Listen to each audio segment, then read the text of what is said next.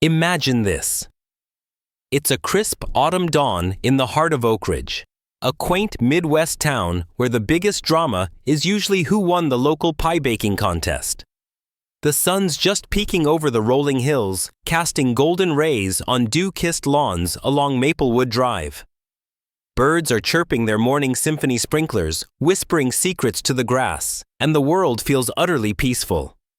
But at 312 Maplewood Drive, something's about to shatter that illusion like a storm cloud rolling in unannounced.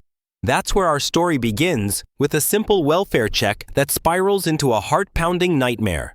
And at the center of it all, a chocolate Labrador named Max, whose instincts would prove sharper than any human gadget or gut feeling. You see, friends, stories like this remind us why we love our four-legged companions. They don't just wag tails, they save lives. If you're driving to work right now or winding down after a long day, buckle up, because this tale of loyalty and danger will have you gripping the wheel or clutching your blanket. It's the kind of story that makes you hug your own dog a little tighter, wondering if they too have that hidden sixth sense. Let's dive in. Meet Officer Emily Carter, a no-nonsense cop with 7 years under her belt in the Oak Ridge PD. She's the type who brews her coffee, strong runs marathons on weekends, and treats her K9 partner like family. That partner, Max, a sturdy chocolate Labrador with soulful brown eyes and a nose that could sniff out trouble from a mile away. Trained in narcotics detection, search and rescue, and even explosive sense, Max wasn't your average pup. He was Emily's rock gentle with kids during community demos, but fierce when duty called. They'd been through it all, busting drug rings in abandoned barns, finding lost hikers in the Whispering Pines forest. But on this fateful morning, as Emily pulled up to Mrs. Clara Thompson's tidy bungalow for a routine check, Max did something he'd never done before. The call had come in late the night prior. A concerned neighbor noting that Clara, a sweet 78-year-old retired schoolteacher, hadn't been seen in days. Her mailbox was overflowing her car untouched in the driveway. Probably just visiting family, Emily thought, clipping Max's leash as they approached the porch. But as they neared the front door, Max froze. His paws planted like roots in the earth hackles rising along his glossy coat. A low, guttural whine escaped his throat, not the excited yip of a scent trail, but a mournful warning that sent chills down Emily's spine. "Easy, boy," she whispered, tightening her grip on the leash. But Max didn't budge. He lunged sideways, blocking her path with his body nose flaring toward the doorframe. His tail dropped low, ears pinned back, and he let out a single sharp bark that echoed through the quiet street. Emily's heart skipped. This wasn't playtime. This was primal instinct kicking in. She'd seen Max alert before tail wagging for a hidden stash, playful pounce on a suspect. But this was fear. Protection. A barricade of fur and loyalty standing between her and whatever lurked inside. Now let's pause for a real-life parallel that hits home. Remember the 2015 incident in Florida where a Labrador K9 named Bella detected a hidden gas leak in a family home? The officers were about to dismiss it as a false alarm, but Bella's insistent digging led them to a ruptured line. Cause faulty underground pipes combined with heavy rain eroding the soil. Effect. They evacuated just in time, preventing an explosion that could have leveled the block. Without Bella's nose, tuned to faint hydrocarbon scents, the family might not have survived. It's a stark reminder animals like Max operate on a level we humans often overlook, picking up on pheromones, subtle odors, or even micro vibrations that our tech can't match. Compare that to human intuition. We rely on protocols, cameras, and radios tools that are great but fallible. Emily felt that tug of war inside protocol screamed, "Knock and enter." But Max's body language shouted danger ahead. It's like pitting a smartphone against a survivalist's gut. One glitches, the other evolves over millennia. And here's a common mistake cops and pet owners make: overconfidence in gadgets. I've heard stories of handlers ignoring K9 signals because a thermal scan showed all clear, only to walk into ambushes. In military ops overseas, overlooked IED alerts have cost lives. Why ego fatigue or plain denial? The lesson: trust your dog's gut. It's often sharper than our gadgets. One ignored whine can cost lives. Emily knelt her hand on Max's flank, feeling his tremble. "What is it, buddy?" she murmured. He whined again, circling the porch, nose tracing invisible trails in the air. No broken windows, no forced entry, just drawn curtains and a flickering porch light, but Max's eyes locked on the door like he could see through it. Heart pounding, Emily slid a slim camera through the mail slot. The feed flickered. A dim hallway, an overturned cane, and slippers scattered oddly. Then movement, a faint shadow in the living room. Her radio crackled, "Dispatch Unit 7 at Maplewood, requesting backup, possible medical emergency." But before she could act, Max barked twice, urgent and deliberate. Emily pushed the door just a crack, and that's when the plot twist hit like a thunderclap. No medical mishap, no simple fall. There in her floral armchair sat Clara Thompson, face ashen, one hand limp, the other clutching something under a knitted blanket. Wires peeked out, a blinking light flashing ominously. "Don't come closer," Clara whispered hoarsely. "They said if I move, it'll go off." Emily's blood turned to ice. This wasn't a welfare check anymore. It was a live bomb scenario. Max had known. He'd sensed the acrid tang of explosives, the metallic bite of fear-soaked air, long before any human could. But as Emily stepped back, shielding Max, a new sound pierced the tension. A faint click from inside, and Max's growl deepened. What they were about to uncover would unravel a web far deadlier than one rigged house. And it all hinged on that unbreakable bond between a woman and her dog. The air in Clara Thompson's living room was heavy, thick with a musty stillness that clung to your lungs like damp cotton. Officer Emily Carter stood frozen in the doorway of 312 Maplewood Drive, her heart hammering against her ribs. Before her, in that faded floral armchair, sat Clara, a frail 78-year-old widow who'd taught generations of Oak Ridge kids their ABCs. Her trembling hands gripped a woolen blanket, and beneath it, a blinking red light pulsed like a heartbeat. Wires snaked from the device, crude yet menacing, taped to a small plastic box. "They said, 'Don't move,'" Clara whispered again, her voice barely audible, cracking with fear. "They said it'll kill us all." And there, pressed to the carpet beside her, was Max, Emily's chocolate Labrador. His warm brown eyes locked on that blinking light, ears twitching at every faint hum. This wasn't just a dog on duty. This was a guardian who'd sensed death before it could strike. If you're out there listening, maybe driving through the dusk, or curled up with your own furry friend, this moment is why we're hooked on stories like these. It's not just the thrill of danger. It's the pulse-pounding truth that our dogs see what we miss, feel what we ignore, and fight when we falter. Max wasn't just Emily's partner. He was her compass in a storm no protocol could navigate. And as the stakes climb higher in this quiet Midwest town, you'll see why one Labrador's courage can unravel a nightmare. Stick with us, this tale's about to twist in ways that'll leave you breathless. Emily's training kicked in, but her hands shook as she keyed her radio. "Dispatch Unit 7. I've got an elderly female with a live device strapped to her. Request bomb squad. Silent approach, rear entrance only. Possible hostage situation." Her voice stayed steady, but inside panic clawed. Max, though. He was a statue lying flat beside Clara, his body a warm, grounding presence. His nose twitched, catching scents no human. Could the sharp bite of electrical tape, the faint chemical whiff of explosives, and something else fear radiating from Clara like heat from a fire? Emily crouched low, meeting Clara's tear-filled eyes. "I'm here, Clara. Stay still. Tell me what happened. Who did this?" Clara's lips quivered. "Last night, a man. Masked gloves. He came through the back. Said I was perfect. Nobody checks on old folks like me. Said if I touched my phone, moved an inch." Her voice broke, and a tear slid down her wrinkled cheek. "I've been sitting here since midnight, afraid to breathe." Emily's stomach twisted. Clara wasn't just a victim. She was a pawn in something sinister. But why her? Why this kind, invisible woman who knitted scarves for neighbors and left cookies for the mailman? Let's ground this in a real-world echo. In 2020, a California town faced a chilling bomb hoax where an elderly man was rigged with a fake device, left trembling in his home. The perp, a disgruntled ex-employee, exploiting the man's isolation. Cause over 25% of seniors live alone per AARP stats, making them easy targets. Effect. Criminals bank on delayed responses, neighbors don't notice. Police assume it's nothing. Unlike that case where no K9 was present and panic delayed rescue, Max was Clara's lifeline.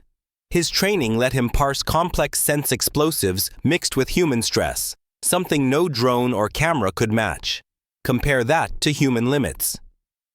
We lean on tech, but it misses subtleties. A thermal scan might show a body, but not the terror in their breath. Max felt both. Here's where mistakes creep in. Handlers, even pros like Emily, sometimes doubt their dogs under pressure. I've heard of cases where officers ignored K9 alerts, thinking a clear radio check was enough only to walk into traps. In Afghanistan, a bomb dog's ignored signal once cost a squad dearly, human hubris trumping K9 clarity. Emily could have pushed past Max on that porch protocol screaming, "Enter now." But she listened. And that choice, it was everything. The takeaway here. In chaos, a dog's calm presence is your anchor. Learn to read their silent language to turn fear into action. Max hadn't moved his body a furry shield beside Clara. His low growl vibrated through the room, not aggressive, but vigilant, like he was calculating every tick of that device. Emily's flashlight swept under the chair wires a circuit board, a timer blinking 22 minutes. Her pulse spiked. "Clara, help's coming. Just keep talking to me. Can you tell me anything about him?" Clara shook her head. Dark hoodie, voice like gravel. Said he'd be watching. Said someone would come for it. Emily's mind raced, watching from where her eyes flicked to the drawn curtains, the quiet street beyond. Was he out there now? Max's ears suddenly perked his head, snapping toward the back of the house. A faint rustle, barely audible, came from the kitchen. Emily's hand hovered over her holster, but Max was already moving silent as a shadow, his paws padding toward the hallway. He stopped at the kitchen island, nose low, then let out 2 sharp barks, his signal for an immediate threat. Emily's heart leapt into her throat. She followed, weapon drawn, and peered out the back window. There, in Clara's overgrown backyard, stood a man. Black hoodie face shadowed, holding a phone like a weapon. He wasn't moving, just standing, staring straight at the house thumb poised over the screen. Here's the twist that'll make your jaw drop. That phone wasn't for selfies, it was a remote detonator, and this guy wasn't alone. Max's barks weren't just a warning. They were a declaration of war against a hidden enemy. Emily's radio crackled, Unit 7 Bomb Squad, ETA 6 minutes. Signal jammer en route. 6 minutes was forever with a bomb in play. But Max, he wasn't waiting. His growl deepened, claws digging into the hardwood, ready to bolt. And as Emily locked eyes with that figure in the yard, she realized this wasn't just about saving Clara. This was the start of unraveling a web that stretched far beyond one quiet house on Maplewood Drive.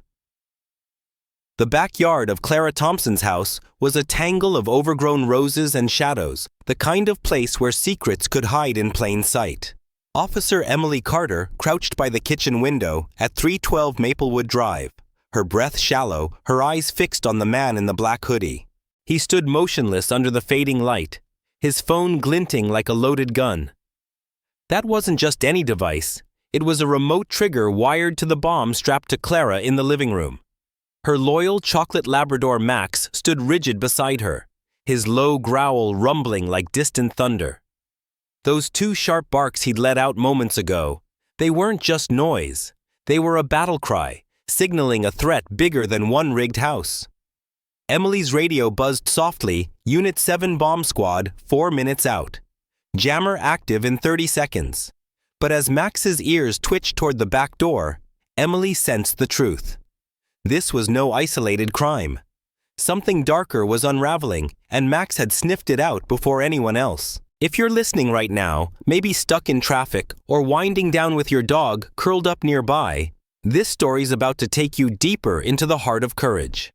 It's the kind of tale that makes you marvel at what our 4-legged heroes can do, Sensing dangers, we're blind to fighting battles we don't even see coming. Max wasn't just a canine. He was a beacon lighting up a web of deception that threatened the quiet town of Oakridge. Grab a coffee or pull that blanket closer because this next twist will hit you like a freight train.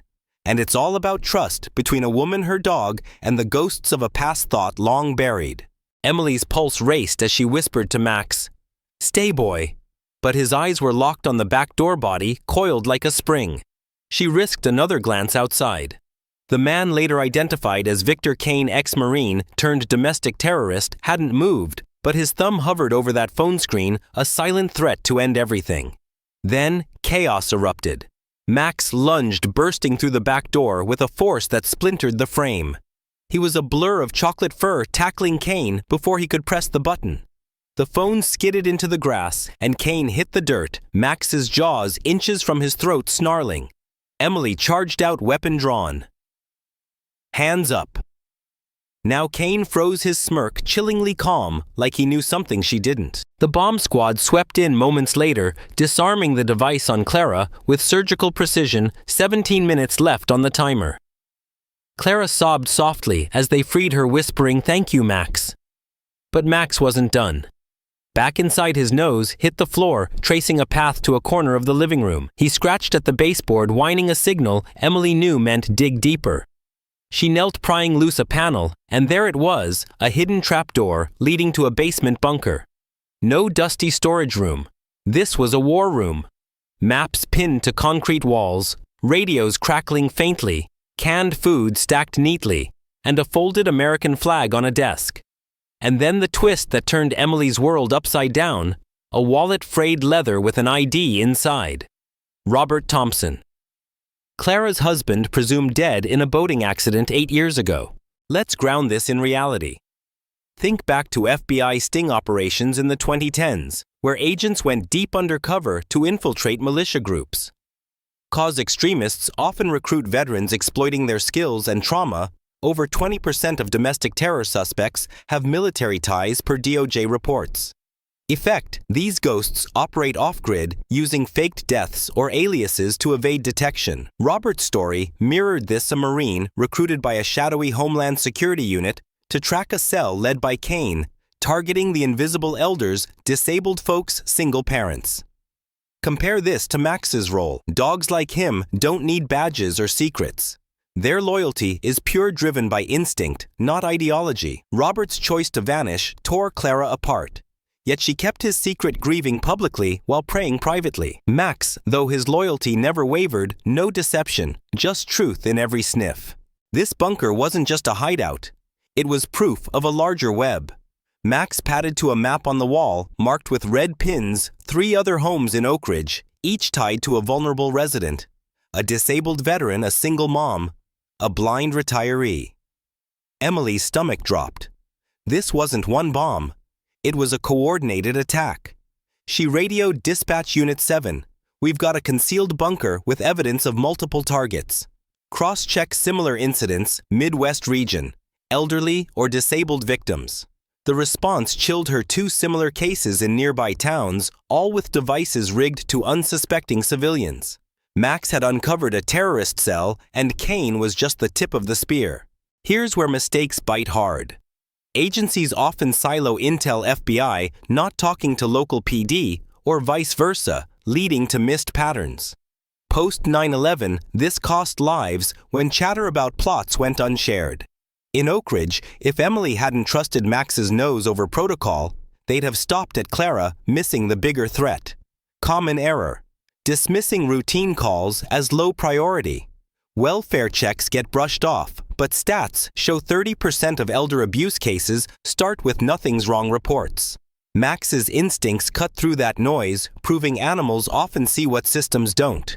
The takeaway: secrets can protect or destroy. Embrace transparency in bonds, human or canine, to weave stronger safety nets.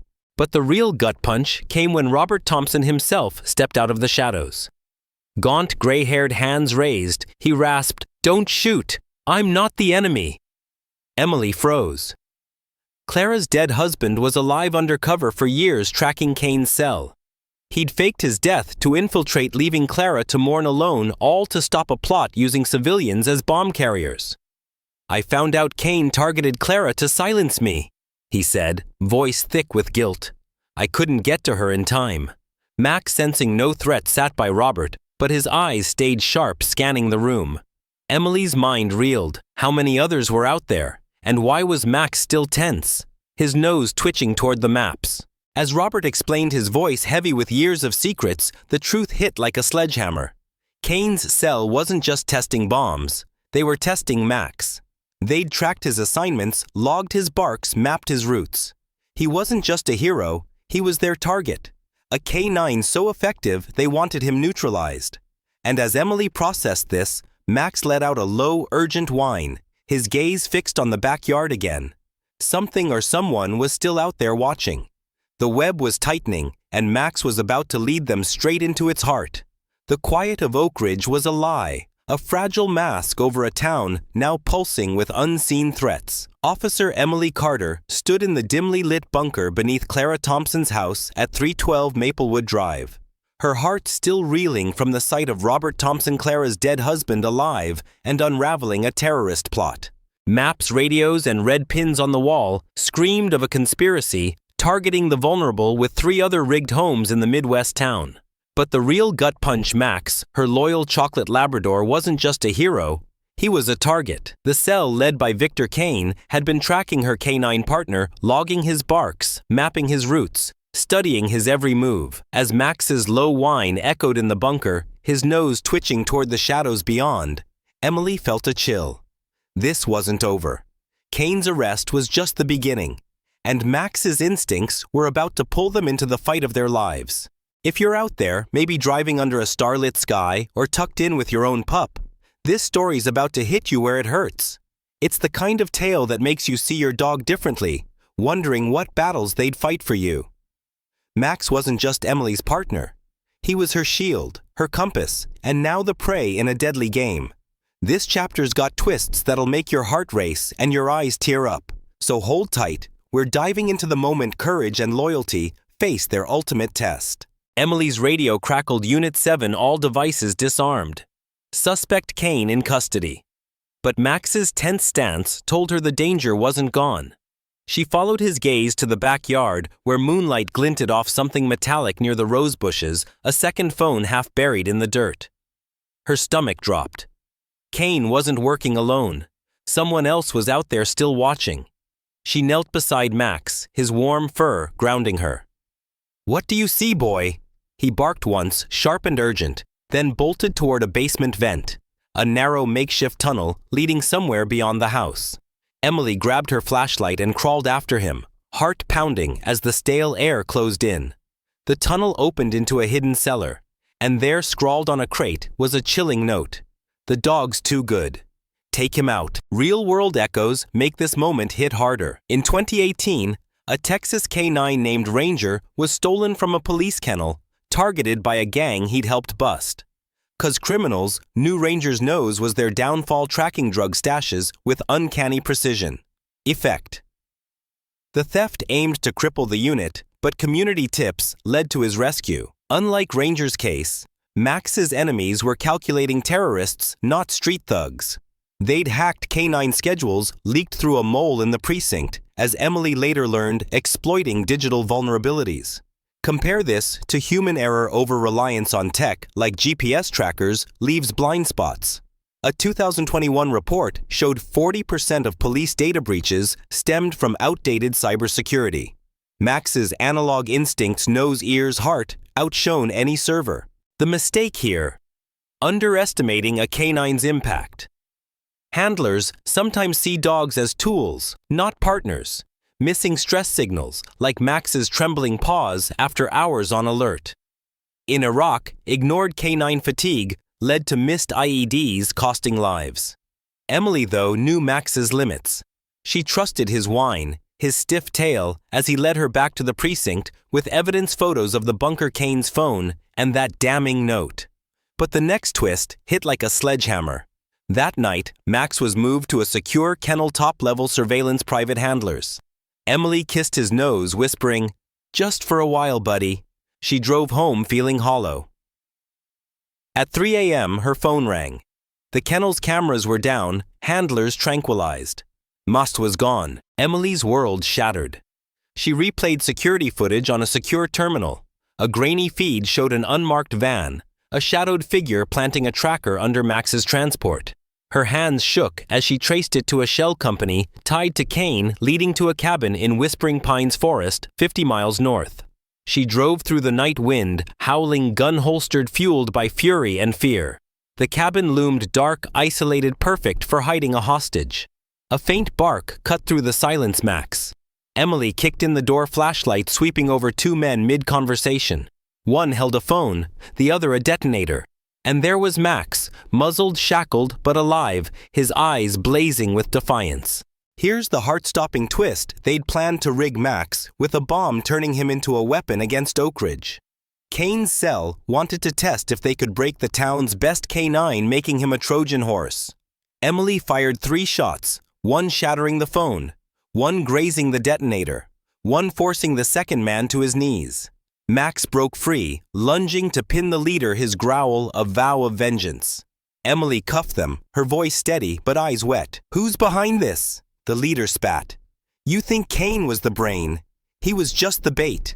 Max's ears twitched, sensing another layer to the web, but for now, he was safe. Mistakes haunt these moments. Handlers sometimes neglect post-mission care. Max's tremble showed trauma, like K9s who burn out after relentless ops. A 2019 study found 30% of police dogs develop PTSD-like symptoms from high-stress missions. Emily, though, held Max close, stroking his fur as dawn broke. The takeaway: when loyalty is tested, fight back with fierce love. Your pet's bravery mirrors our own potential in crisis. But as they drove back to Oakridge, Max's nose stayed high, sniffing the air. Emily's gut twisted. The leader's words echoed just the bait. Someone bigger was still out there, and Max was already pulling her toward the next battle. The sun dipped low over Oakridge, painting the sky in hues of amber and rose, as if the world itself was pausing to honor a hero. Officer Emily Carter sat in the quiet of her modest cottage at the edge of town, the weight of the past weeks settling into her bones. Beside her, sprawled across a worn rug by the fireplace, was Max, her chocolate Labrador, his muzzle now flecked with gray. The scars of their ordeal.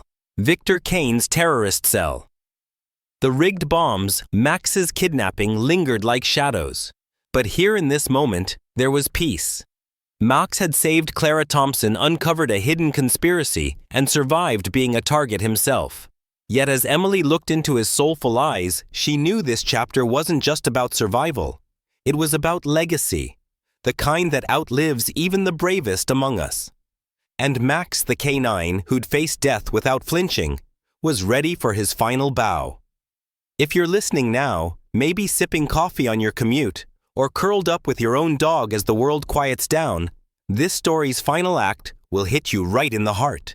It's the kind that makes you want to scratch your pup's ears and thank them for their quiet, unwavering love.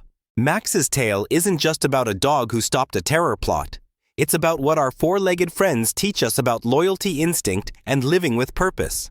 So stay with us to the end, because this isn't just a goodbye, it's a celebration of a hero who walked on 4 legs and a call to carry his lessons forward. The precinct was hushed, a rare stillness settling over the usual buzz of radios and boots on linoleum. A small crowd gathered in the training yard, officers, a few federal agents, and Clara Thompson, now living with her niece, but there to honor her savior. Max sat beside Emily, his navy blue service collar gleaming with a new silver star, the Medal of Valor for K9s. Emily stood at a podium, her voice steady but thick with emotion. Max didn't just save lives, she said, her hand resting on his head. He saw what we couldn't, felt the fear, the danger, the truth in the air. He acted not because he was trained to, but because he chose to. The crowd nodded, some wiping tears, as Max's tail gave a slow wag, like he understood. This moment echoes real-life heroes. Take Endall, a Labrador, who in 2001 saved his disabled owner in England by dragging him to safety after a collapse, even fetching a phone to call for help. Cause Labrador's empathetic intelligence with studies showing they can read human stress cues better than most breeds. Effect: lives saved like Endall's owner or Clara Thompson because dogs like Max sense beyond our limits. Fear, pheromones, microsounds, even heartbeats. Compare this to human hesitation. We overthink, second guess, or wait for orders. Max didn't. He acted his sixth sense, a blend of instinct and heart, proven by 2023 research showing canines detect emotional shifts via scent alone. The ceremony marked Max's retirement. 8 years of service-busting drug stashes, finding lost kids, stopping bombs, had grayed his muzzle and slowed his sprint. Emily unclipped his badge, her fingers lingering on his collar. "You've earned this, buddy," she whispered. Max looked up, and for a fleeting second, she swore he smiled, a tired, contented glint in his eyes. The crowd's applause was soft, reverent, not for show, but for sacrifice. Clara approached, kneeling to hug Max, whispering, "You brought Robert back to me." Robert, her once dead husband, stood nearby, his own eyes wet. Their reunion, sparked by Max's nose, was a miracle wrapped in courage. But mistakes linger in stories like these. Handlers sometimes rush canines back to duty, ignoring the toll of trauma. A 2020 study found 25% of retired police dogs show anxiety from years of high-stakes missions, like soldiers with PTSD. Emily avoided that trap. She took Max home to her cottage, where he had a yard to chase squirrels, a bed by the fire, and a bowl with his name etched in blue.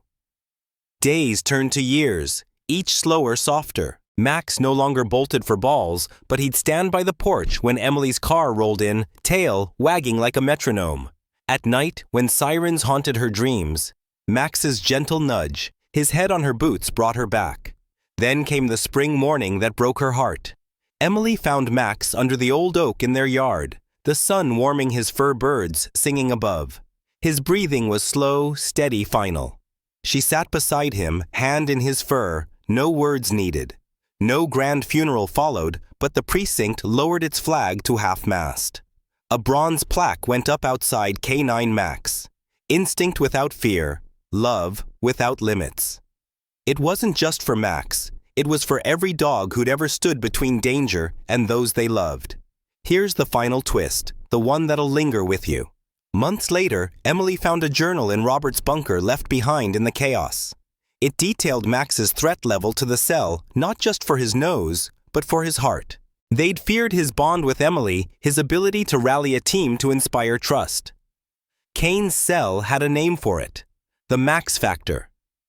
A dog so loyal, so intuitive, he wasn't just a target. He was a force they couldn't break. And that, friends, is why Max's legacy endures. The mistake we all make, taking our pets for granted. We see their wagging tails, not their silent vigilance. A 2022 survey showed 60% of dog owners miss subtle stress cues like a tucked tail or low whine that signal deeper instincts. Max taught us to listen, to see, to act. His takeaway: heroes fade, but their lessons echo. Cherish your furry friends. Their quiet courage teaches us to live with open hearts. So here's my challenge to you, whether you're driving, working, or snuggling your dog right now. Take a moment to look at your pet. Really look. Scratch their ears. Thank them for their loyalty and ask yourself, what do they sense that I'm missing? And don't stop there. Support K9 units, donate to local police dog foundations or shelters like ASPCA.org. Adopt a retired service dog if you can. They've got so much love left to give. Share this story on social media with #MaxTheHero to spread his legacy. And if you're as moved as I am, hit that subscribe button for more tales of courage that remind us why dogs are our truest partners. Because somewhere out there, another Max is watching the door, ready to save us all. What's the next story you want to hear? Let us know, and let's keep honoring the heroes who don't need words to change the world.